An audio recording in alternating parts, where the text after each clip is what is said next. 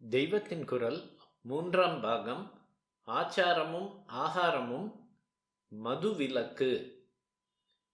சாஸ்திரப்படி விலக்க வேண்டியவற்றில் மற்ற ஆகார வகைகள் நாளாவட்டத்தில்தான் சித்தத்தை கெடுக்கின்றனவென்றால், குடியோ உடனேயே ஒருத்தனின் புத்தியை கெடுத்து கேவலப்படுத்துவதை பார்க்கிறோம். அதனால் இதை முதலில் விட்டு தொலைக்க வேண்டும்.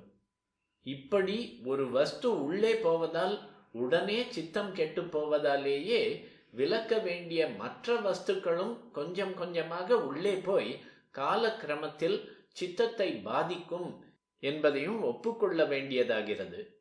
அதாவது சாஸ்திரம் சொல்கிறபடி ஆகாரத்துக்கும் மனசுக்கும் சம்பந்தம் உண்டு என்று நிச்சயமாகிறது. குடி கூடாது, அது புத்தியையும் கெடுக்கும், குடியையும் கெடுக்கும். முற்காலத்தில் குடிப்பதற்கு அனுமதி பெற்ற ஜாத்தியாரும் இப்போதைய செட்டப்பில் அந்த பழக்கத்தை விடுவதுதான் நல்லதாகிறது.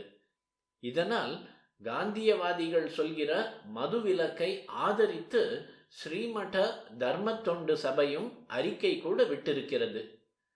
நாம் வேதத்தையும் அதை அனுசரித்து ஏற்பட்டுள்ள தெய்வ வழிபாட்டு நூல்களான ஆகமத்தையும் பின்பற்றுகிற தமிழ் மதஸ்தர்கள் இந்த வேதம் ஆகமம் இரண்டுமே மதுவிலக்கை விதித்திருக்கின்றன. ஆதலால் மத ரீதிப்படி நாம் குடிக்காமல் இருக்கவே கடமைப்பட்டிருக்கிறோம் என்று எடுத்துக்காட்டி இப்படி அறிக்கை விட்டு துண்டு பிரசுரமாக விநியோகித்தோம்.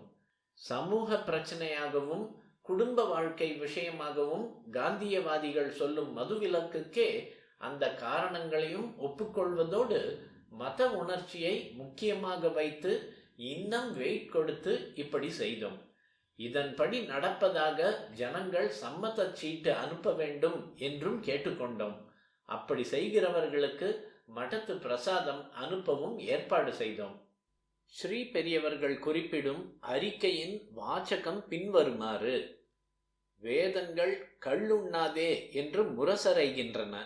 ஆகமங்கள் தீட்சையை பற்றி சொல்லும் இடத்து கள்ளை விலக்குவதையே முதல் அறமாக உபதேசிக்கின்றன.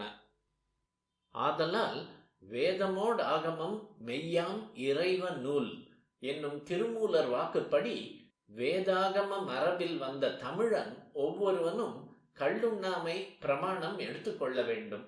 அவ்விதம் பிரமாணம் எடுத்துக்கொண்டு கீழ்காணும் பிரமாண பத்திரிகையை ஆதீனத்துக்கு அனுப்புகிறவர்களுக்கு திருநீரு பிரசாதமோ துளசி பிரசாதமோ அனுப்பப்படும்.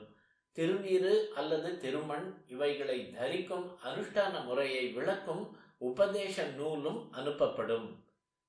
இதை கண்ணுறுபவர் அனுப்ப வேண்டிய பத்திரிகையின் வாசகம்: நான் நமது வேதாகம விதிப்படி இன்று முதல் கள்ளை தொடுவதில்லை. இங்கனம் ஆதி சங்கராச்சாரியார் அவர்களுக்கு உறுதிமொழி கூறுகிறேன்.